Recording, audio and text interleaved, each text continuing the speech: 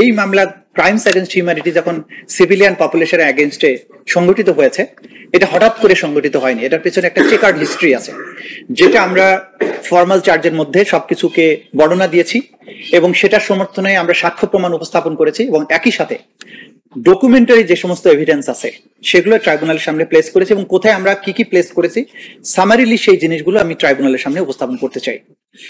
যেগুলো fact of common knowledge, এই ট্রাইব্যুনালের পাওয়ার আছে ফ্যাক্ট অফ কমন নলেজকে আপনাদের কগনাইজেন্সে নেওয়ার জন্য, এবং সে কারণে আমরা যে সমস্ত জিনিস সাধারণ পাবলিক ডোমেইনে আছে সেই জিনিসগুলোর কথাও এখানে বলেছি।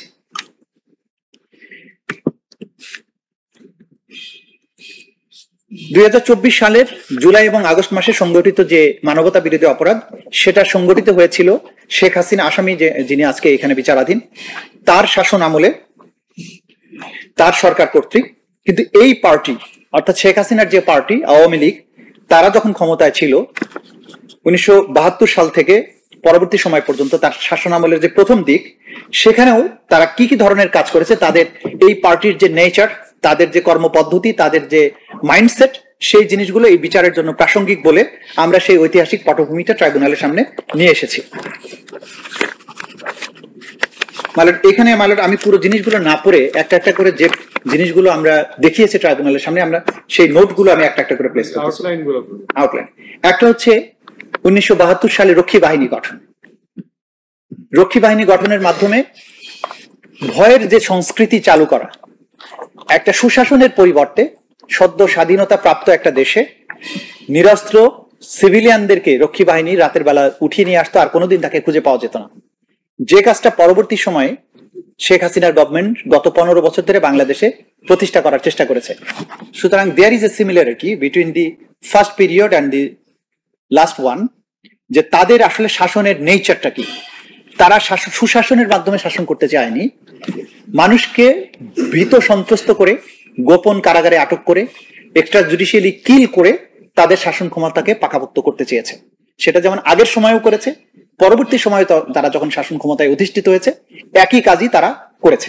সেই কারণে রক্ষী বাহিনী গঠন এবং রক্ষী বাহিনী কতজন মানুষকে হত্যা করেছিল, কিভাবে হত্যা করত, সেই বিস্তারিত জিনিসটা আমরা ডকুমেন্ট আকারে ট্রাইব্যুনালের সামনে উপস্থাপন করেছি। 30,000 রাজনৈতিক কর্মীকে, যারা তাদের শাসন ক্ষমতার প্রতিপক্ষ ছিল, আওয়ামী লীগের প্রতিপক্ষ ছিল, তাদেরকে হত্যা করা হয়েছিল। এটা আমরা ফর্মাল চার্জে পৃষ্ঠা 3 থেকে 6 এর মধ্যে বর্ণনা করেছি এবং এটার সমর্থনে যে সমস্ত ডকুমেন্ট দিয়েছি আমি এই সেকশনটা প্লেস করার পরে বলে দিব যে কোন কোন জায়গায় আমরা এই বিষয় সংক্রান্ত তথ্য প্রমাণাদি উপস্থাপন করেছি। রক্ষী বাহিনী 30,000 মুক্তিযোদ্ধাকে হত্যা করেছিল এবং রাজনৈতিক কর্মীদের হত্যা, লুটপাট এবং ধর্ষণ করেছিল।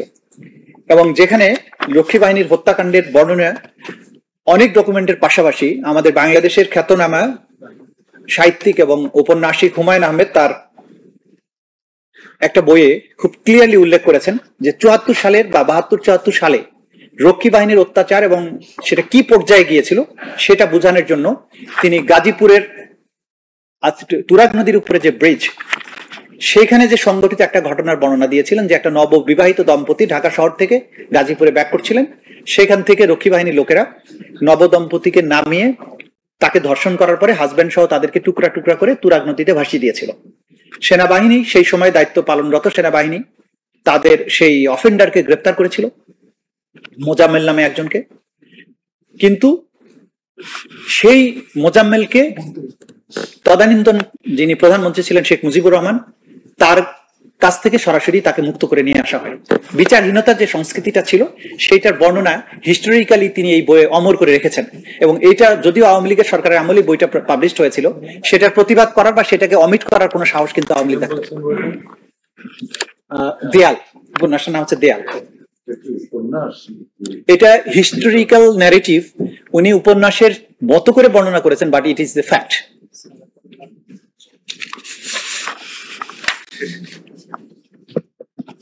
মারা যাওয়ার বেশ কিছু ফল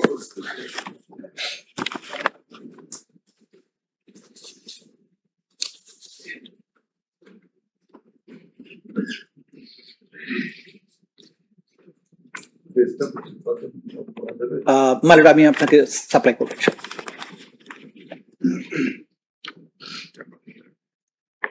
ভয়ের সংস্কৃতি তৈরি করার পাশাপাশি আওয়ামী লীগ সরকার যেটা করেছিলেন সেটা হচ্ছে যে নির্বাচন ব্যবস্থাকে ধ্বংস করে দেয়া, যেটা 2009 থেকে 2024 পর্যন্ত সময় হয়েছে। একই কাজ তারা আগেও করেছিল। 1973 সালে যে সাধারণ নির্বাচন হয়েছিল, 300টি আসনের মধ্যে আওয়ামী লীগ 293টিতে জয়ী হয়েছিল বলে দেখানো হয়েছিল। ওই সময় বাংলাদেশে আওয়ামী লীগের ওভারওয়েলমিং পপুলারিটি ছিল, কিন্তু তা সত্ত্বেও কোনো ফেয়ার ইলেকশন বাংলাদেশে হয়নি। প্রত্যেকটা ভোট কেন্দ্র দখল করা হয়েছিল এবং মেজর জলিলের মতো পপুলার রাজনীতিবিদ, সেই সময়ের মুক্তিযোদ্ধা সেক্টর কমান্ডার, তাকে পর্যন্ত পরাজিত দেখানো হয়েছিল এবং হেলিকপ্টারে করে বরিশাল থেকে ব্যালট বক্স ঢাকায় নিয়ে এসে তাকে পরাজিত দেখানো হয়েছিল, যেহেতু এলাকাতে তাকে পরাজিত দেখানো যাচ্ছিল। সেই জিনিসগুলো আমরা এখানে এভিডেন্স আকারে নিয়ে এসেছি।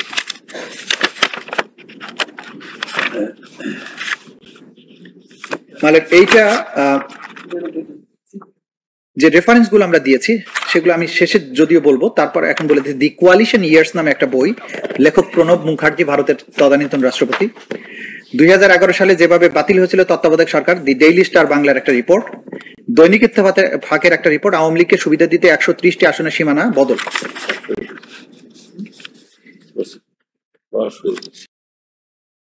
এরপর মাইলার বিচার বহির্ভূত হত্যাকাণ্ড, আওয়ামী লীগের প্রথম আমলে, যেটা পরবর্তী 2009 থেকে 2024 যেটা হয়েছিল, একইভাবে সেই সময় শুরু করা হয়েছিল সিরাজ শিকদারকে হত্যার মাধ্যমে। সিরাজ শিকদারকে বামপন্থী একজন নেতা ছিলেন, তাকে গ্রেপ্তার দেখানোর পরে সাভারে নিয়ে গিয়ে গুলি করে হত্যা করা হয় হ্যান্ডকাপ পরিহিত অবস্থায়। এবং পরে বলা হয় যে সিরাজ শিকদার পুলিশের গাড়ি থেকে পালানোর চেষ্টা করেছিল, সেই সময় গুলিতে নিহত হয়। এবং সবচেয়ে মারাত্মক যে জিনিসটা হচ্ছে, সিরাজ শিকদারকে হত্যার পরে তদানীন্তন প্রাইম মিনিস্টার শেখ মুজিবুর রহমান পার্লামেন্টে দাঁড়িয়ে বলেছিলেন, কোথায় আজ সিরাজ শিকদার? এবং বোঝা যায় যে প্রধানমন্ত্রীর সরাসরি নির্দেশ এবং নলেজ ছিল সিরাজ শিকদারকে হত্যার ব্যাপারে, এবং সেটা তিনি দম্ভ করে পার্লামেন্টের মতো জায়গায় উপস্থাপন করেছিলেন। এবং এই জিনিসের ধারাবাহিকতা পরবর্তী সময় দেখা যায় যে তার কন্যা শেখ হাসিনা, আসামি যিনি আছেন,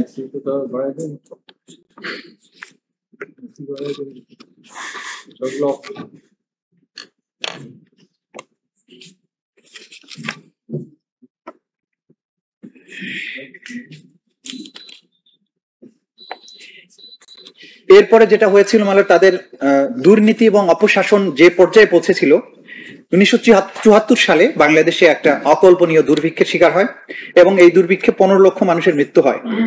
কিন্তু 27,000 লোকের মৃত্যুর কথা অফিসিয়ালি স্বীকার করা হয়।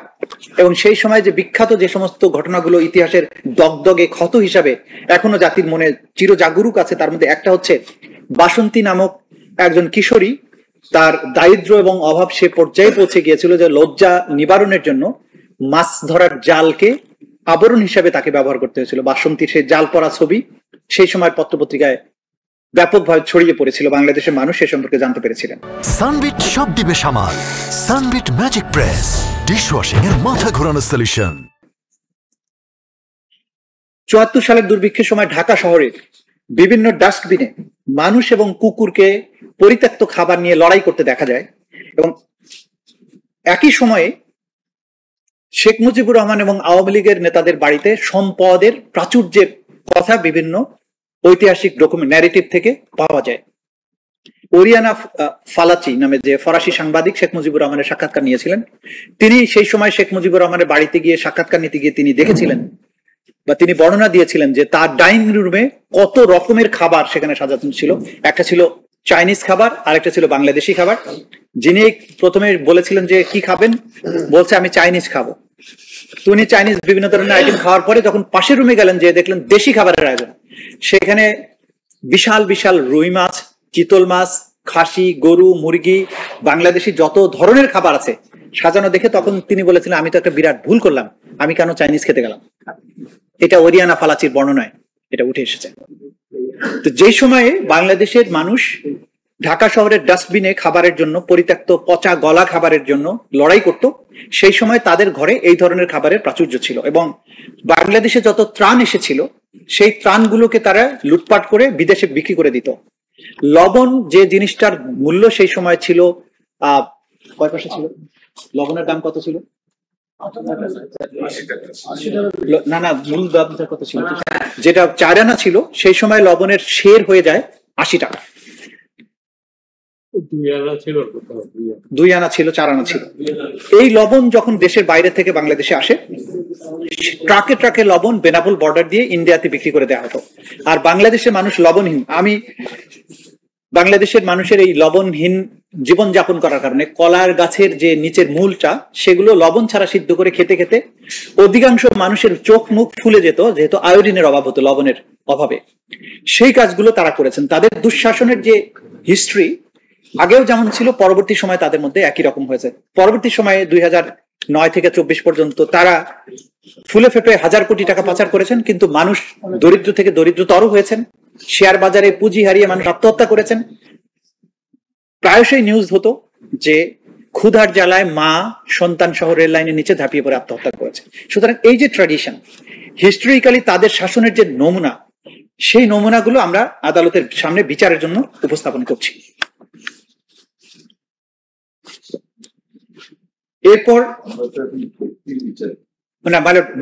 ব্যক্তিটা হচ্ছে একটা দলের প্রধান এবং একজন শাসক, যিনি 15 বছর ধরে বাংলাদেশকে শাসন করেছেন।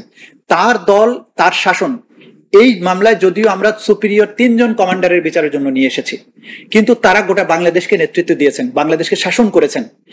এই যে শাসনের পটভূমি, শাসন করতে গিয়ে তারা কি কাজ করেছেন, এই পটভূমিটাই প্রমাণ করবে তাদের যে ক্রিমিনাল মেন্টালিটি, তাদের মেনসরিয়া, তাদের যে অ্যাকশনস গুলো। এই পটভূমি যদি আমাদের সামনে ক্লিয়ার না থাকে, তাহলে এই অপরাধীদের প্রকৃত বিচার করা সম্ভব নয়। সেই কারণেই আমাদেরকে এটা আনতে হয়েছে, এবং সাধারণ আইনের বিচারের মতো এটা নয়। এই যে গণহত্যা চালানো হলো, বাংলাদেশে এতগুলো তরুণ মানুষকে মারলো, কেন মারলো? তাদের এই যে মাইন্ডসেট, তাদের শাসনের কি নমুনা, তাদের কি লক্ষ্য ছিল, মেনস্ট্রিয়াটা কি ছিল, মোটিভটা কি ছিল, এই জিনিসগুলো প্রমাণ করার জন্য এই পটভূমি এই মামলার জন্য অসম্ভব গুরুত্বপূর্ণ একটা বিষয়। এবং এই মামলাটি শুধুমাত্র অপরাধের বিচার নয়, এটা কিন্তু ইতিহাসের একটা মীমাংসাও বটে। সে কারণে এই পটভূমিকে অবশ্যই বিচারের সময় বিবেচনায় আনতে হবে।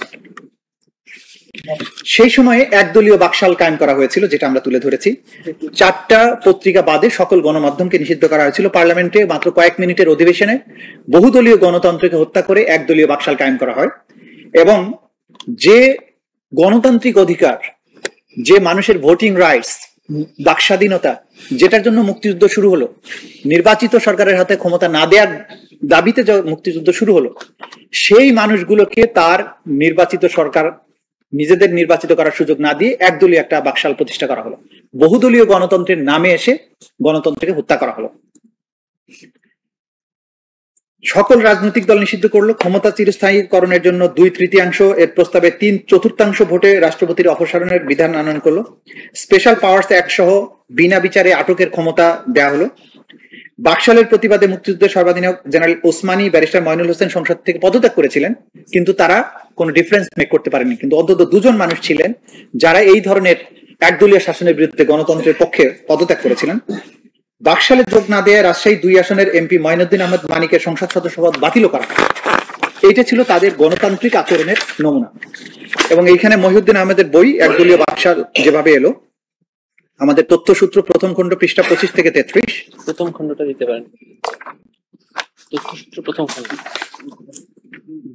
ওই যে তথ্যসূত্র যা যা আপনি বললেন সবগুলোই। মানে যে সমস্ত পয়েন্ট আমি রেইজ করলাম সেগুলো আমরা যে সমস্ত ডকুমেন্টে দিয়েছে, তথ্যসূত্র প্রথম খণ্ডে পৃষ্ঠা 1 থেকে 8 আছে, প্রথম পৃষ্ঠা 25 থেকে 33 আছে, আর একটা আছে 9 থেকে 24।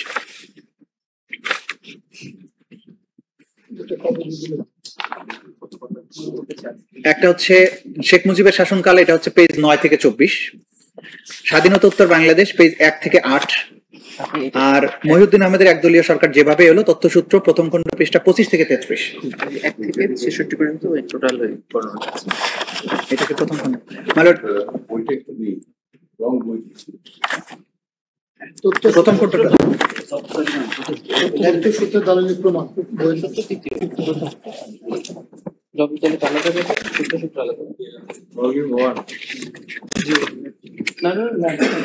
এক নম্বরটা দেন।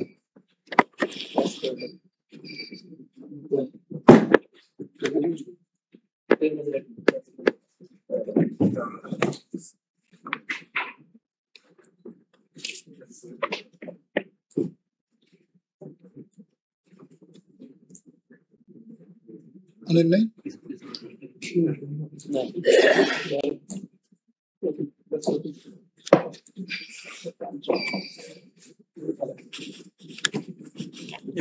বইয়ের অল্প অল্প করে স্যার এখানে আপনি একদম 1 থেকে 66 পর্যন্ত ক্লাসে করে দেন যে এইগুলো যত ধরে যেগুলো আমাদের রাখেন ওখানে কিছু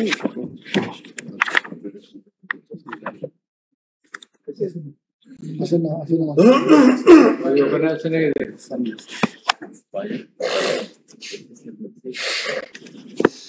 তো 1 যত ধরে একটা বই নিয়ে একটা আমাদের বই পড়েছি আচ্ছা আমাদের এক্সট্রা ক্লাস না আমি না আচ্ছা এটা আমাদের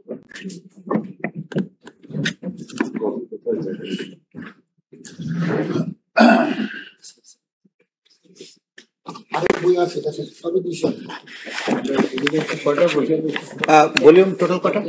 5টা। 5টা করে এই দিয়ে 5টা করে ভলিউম প্রত্যেকের কাছে থাকবে তো? হ্যাঁ তিনটা সেটই আমরা দিয়েছি 5টা তথ্যসূত্র এবং 8টা জব্দ তালিকা এই 13টা খণ্ড 13টা করে খণ্ড তিনজনকে যদি না থাকে কালেকশন করে অথবা দেওয়া হয়েছে আপাতত প্রথম খণ্ডটা দেন, আমরা আজকে প্রথম খণ্ডের উপরে আছি। বাইন্ডিং করে নিও। প্রথম দেওয়া হচ্ছে মানে এই প্রথম খণ্ডের যে সূচিপত্র সেখানে আমরা এটা যদি losses may have a look যে এখানে আমরা যে সমস্ত ডকুমেন্ট দিয়েছি, 1 নম্বরে স্বাধীনতোত্তর বাংলাদেশ নামে একটা বই পিনাকি ভট্টাচার্যের লেখা, 2 নম্বর হচ্ছে মওদুদ আহমেদ বাংলাদেশ শেখ মুজিবুর রহমানের শাসনকাল, এটা 9 থেকে 24 পেজে, মহিউদ্দিন আহমেদের একদলীয় সরকার যেভাবে এলো 25 থেকে 33 পেজে, মহিউদ্দিন আহমেদের বইয়ের 73-এর নির্বাচন প্রথমা প্রকাশন, এটা 34 থেকে 46 পেজে, মহিউদ্দিন আহমেদ 74-এর দুর্ভিক্ষ প্রথমা প্রকাশন 47 থেকে 62, মহিউদ্দিন আহমেদের একদলীয় সরকার যেভাবে এলো সেটা বইয়ের 63 থেকে 66। এটা আওয়ামী লীগের দুঃশাসন এবং ফ্যাসিবাদের ঐতিহাসিক পটভূমি, প্রথম শাসনকালের ব্যাপারে যা যা সে এই বইগুলোতে এই তথ্যগুলো আমরা এখানে সন্নিবেশিত করেছি। সেই বইগুলোর রেলিভেন্ট অংশটুকু আমরা কপি করে এই ডকুমেন্টে সন্নিবেশিত করেছি।